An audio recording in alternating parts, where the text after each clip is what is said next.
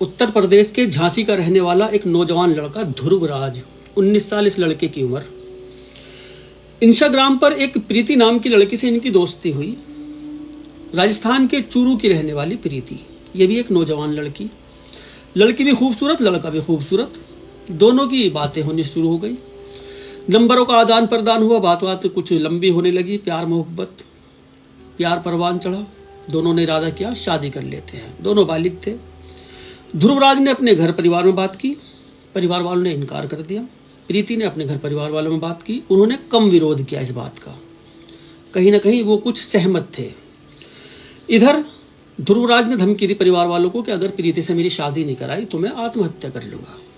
परिवार वाले बेटे की इस धमकी से टूट गए। उन्होंने प्रीति के परिवार वालों में बात की, उनसे बात करके सहमति बनी। एक मंदिर में छोटा सा प्रोग्राम रखा, दोनों की इनकी शादी करा दी। शादी के बाद प्रीति अपना रहने लगी ध्रुवराज के साथ इनके घर परिवार में। सब कुछ महीने ठीक रहा। उसके बाद दोनों में इनमें न जाने किन किन बातों के ऊपर लड़ाई झगड़े होने शुरू हुए। लड़ाई झगड़े के चलते प्रीति अपने मायके चली गई। ये जो परिवार वाले थे इनके ध्रुवराज के, ये कामाख्या देवी मंदिर गए थे दर्शन के लिए, पूरा परिवार। इसको भी जाना था ध्रुवराज को। ध्रुवराज भी तैयार हुआ। तैयार होने के बाद इसको भी कहा, माता जी ने इनकी कि चलो चलते हैं, सब गाड़ी में बैठो। पूरा परिवार जा रहा था इनका। इसने लास्ट टाइम पे मना कर दिया कि मैं नहीं जा रहा, तुम चली जाओ बस। ये घर पर रुक गया अकेला। घर परिवार के लोग सब चले गए मंदिर। 2 दिन बाद वो वापस लौटे। वापस लौट के उन्होंने दरवाजा खोला। अंदर का मंजर बड़ा ही भयानक। इनका बेटा ध्रुवराज फांसी के फंदे से लटका हुआ है। पुलिस को बुलाया, डेड बॉडी उतारी, पूछताछ हुई।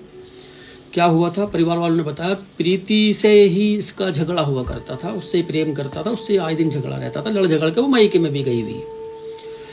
इसकी बहन ने जो आरोप लगाए, उसने कहा कि प्रीति हमेशा महंगे कपड़े, घूमना फिरना और बाहर खाने की जिद किया करती थी।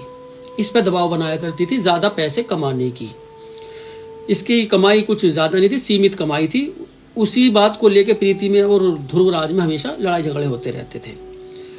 परिवार का आरोप है कि प्रीति ने ही कहा, जब ध्रुवराज में धमकी दी, वो हमेशा धमकी देता रहता था कि आत्महत्या कर लूंगा, फांसी लगा लूंगा। जब इसने प्रीति से कहा कि मैं आत्महत्या कर लूंगा, फांसी लगा लूंगा, उसने कहा लगा ले। इसने लगा ली। अब ये जो डेड बॉडी को पोस्टमार्टम वगैरह कराया, पुलिस अपनी छानबीन में लगी रही। इस दौरान मोहल्ले में ये खबर फैली। इसका जो पिताजी है राम बाबू उनका नाम है, कि राम बाबू के लड़के ने फांसी लगा ली। मोहल्ले में खबर फैली। एक राम बाबू और हैं इसी मोहल्ले में। उनकी माता जी हैं 80 साल की, बेनी बाई इनका नाम है। ये मोहल्ले वाली, इस परिवार से इनका कुछ लेना देना नहीं। उन तक भी ये खबर पहुंची कि राम बाबू के लड़के ने फांसी लगा ली। इन्होंने समझा, बेनी बाई ने, कि ये हमारे ही परिवार में किसी ने सुसाइड कर लिया। राम बाबू मेरे बेटे का नाम है।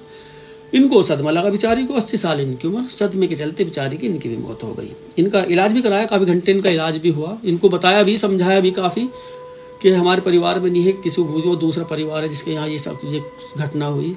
लेकिन वो सदमा इतना गहरा लगा, उनकी मौत हो गई। बिल्कुल स्वस्थ थी, ठीक ठाक थी बिल्कुल। ये 2 मौत एक ही मोहल्ले में हुई खामे खा। तो कैसा रहा इंस्टाग्राम का प्यार? ये एक नहीं है, जितने भी आपकी नजर में होंगे ये इंस्टाग्राम वाले प्यार, जितने भी आपकी नजर में होंगे, सबके आप अंजाम देख लेना। सभी के।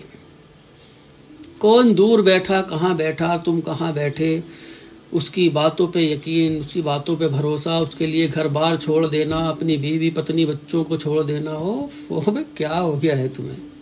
हैं? इंस्टाग्राम के मोहब्बतियों की हवाएं हैं।